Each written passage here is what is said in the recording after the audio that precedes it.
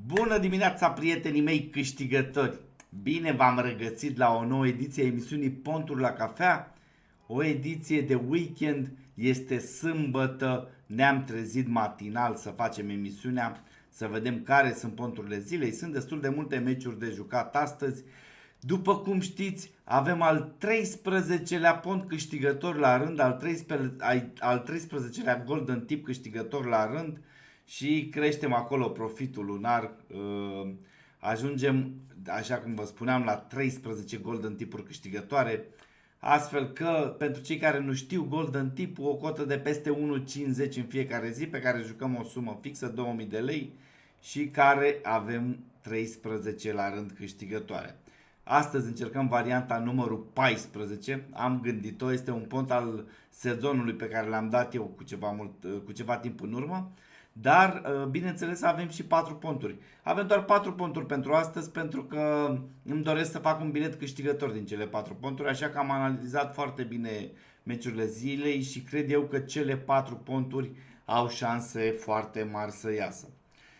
Așadar, dăm drumul la ponturile noastre, dar înainte să dăm drumul la ponturi, abonează-te și tu la canal dacă nu ești deja abonat. Mai îmi trebuiesc 40 de abonați să ajung la 4000. Așa că hai, știu că jumătate din voi nu sunteți abonați, încă 40 mai îmi trebuiesc. Dacă dați și voi un subscribe astăzi, sunt șanse foarte mari ca până mâine să am cei 4000 de abonați.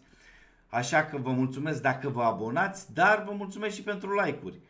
Un like acolo pentru susținere, forță, vă mulțumesc, depășim 80 de like-uri la episodul de astăzi, sunteți extraordinari, comentarii cu ponturile voastre, cu biletele voastre și hai să dăm drumul la treabă.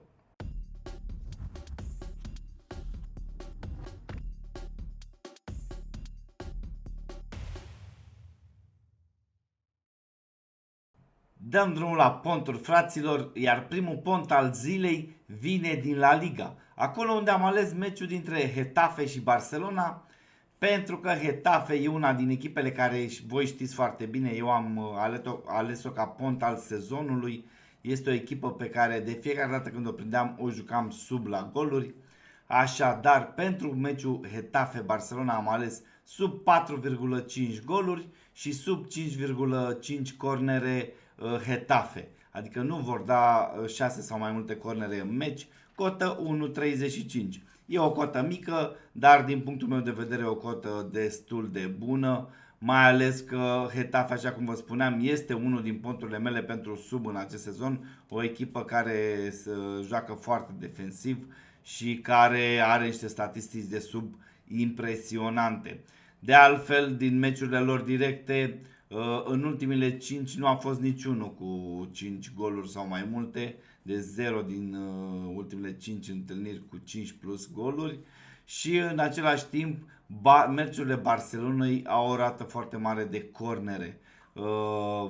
Putem vedea pe statistici că se dau minim 6, 7, 8, 10 cornere în meciurile Barcelonei. Barcelona joacă un fotbal pe flancuri, da, unde are pe Yamal și pe Rafinha și generează destul de multe cornere din centrările acestora.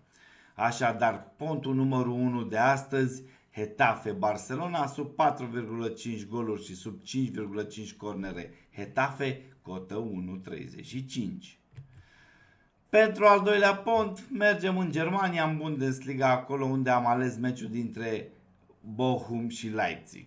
De ce am ales meciul ăsta? Pentru că joacă ultima clasată Bochum cu locul 4 Leipzig, un loc care o poate duce în Champions League în sezonul viitor pe echipa oaspete și am ales un pronostic super simplu, X2 în cota 1,30. Mi se pare mult prea bună cota 1,30 ca să nu o joc astăzi, așadar am ales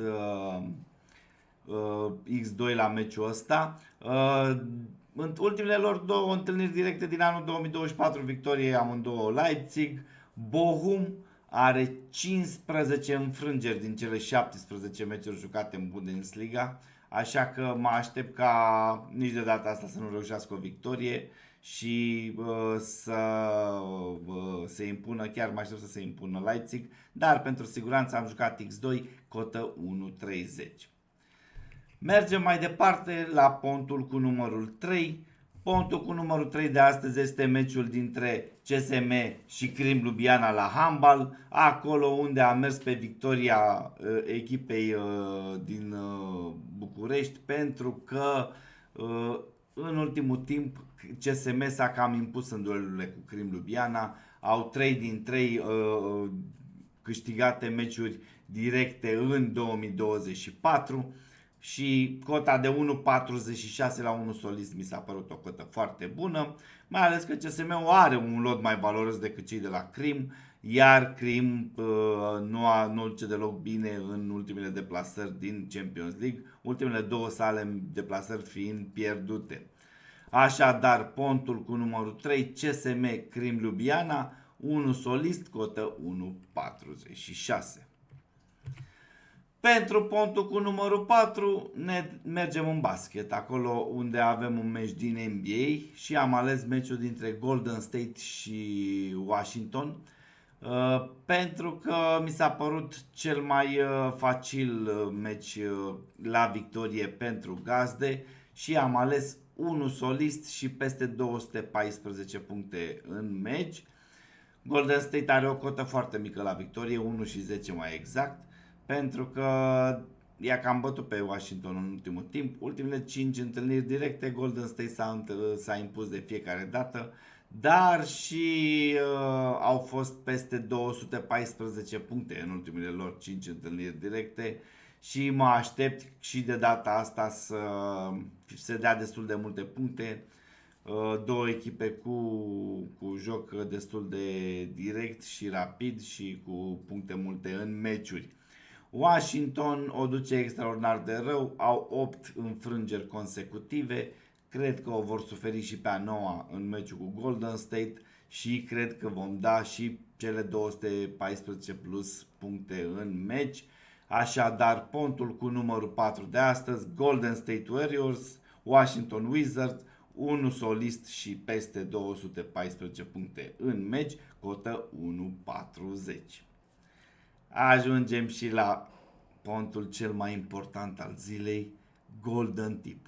Așa cum știți, avem 13 Golden Tipuri câștigătoare consecutiv. Am văzut că ați început din ce în ce mai mult să-l jucați. Dacă nu mă înșel, ieri cred că au fost vreo 12 sau 13 persoane care au copiat Golden Tip-ul pe Superbet, pe Super Social, acolo unde mă găsiți cu nicul Pariu cu Danel, așa cum e și canalul.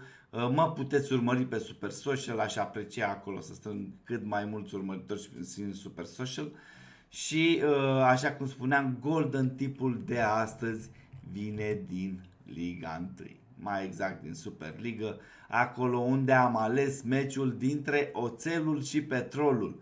De ce am ales acest meci? Pentru că voi știți că Oțelul era favorita mea din sezon pentru total faulturi în meci.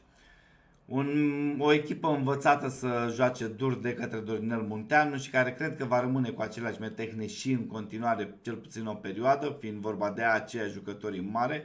Am văzut că au fost două, trei plecări de la Oțelul, în rest sunt cam aceiași. Petrolul de asemenea cu un joc destul de dur în general, două echipe care joacă un fotbal destul de defensiv și care faultează foarte mult și cota de 1,50 pentru 22,5 faulturi minim în meci mi s-a părut extraordinar de bună. Așadar, am ales acest pont pentru Golden Tip-ul de astăzi, care ar trebui să fie al 14-lea și sper eu și câștigător.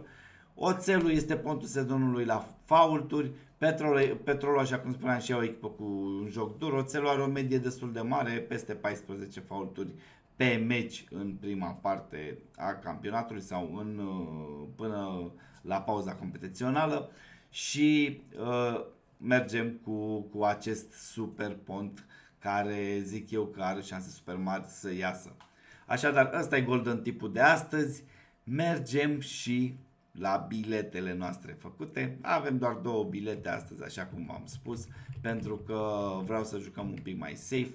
Primul bilet este biletul zilei format din cele 4 ponturi, un bilet în cotă 3,84 cu o miză de 300 de lei și un câștig de 1153 de lei. Îl vedeți aici în stânga mea pe ecran, aveți cele 4 meciuri și cotele, puteți să-l jucați dacă vreți cu miza pe care voi vă permiteți și care vă permite să o jucați de distracție. Iar, bineînțeles, și Golden tipul nostru pe care punem 2000 de lei, avem un câștig de 3000 pentru că avem o cotă fixă de 1,50, oțelul Galați, Petrolul Ploiești peste 22,5 faulturi în meci. Cam astea sunt meciurile, astea sunt ponturile.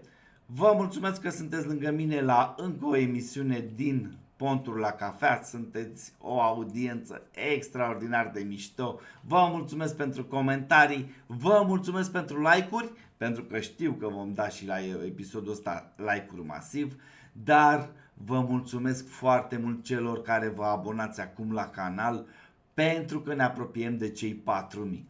Haideți acolo cu un like masiv, un subscribe pentru cei care nu sunteți deja abonați, să aveți un weekend extraordinar și ne vedem la următoarea ediție.